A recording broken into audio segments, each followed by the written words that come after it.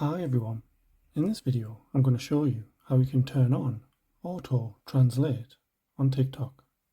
So if you find this video helpful, please give it a like and make sure you subscribe for more useful tutorials.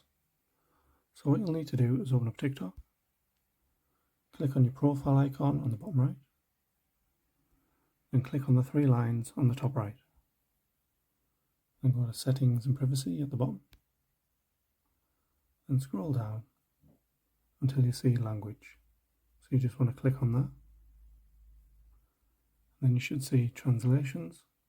So it'll give you the option to toggle on Always Translate Posts. So you can obviously just click on there, and this will just let you know posts will be translated into your translation language when possible. This includes post descriptions, photo titles, video captions, and text in videos. Then below that, I'll give you the option to translate into a certain language. So you can obviously click on there and change the language if you want to do so. And once you've done that, all you have to do is select Done on the top right hand side. That will change the language for you.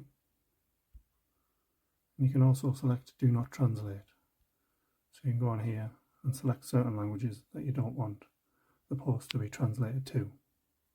So that's how you can turn on Auto Translate on TikTok. Thanks for watching.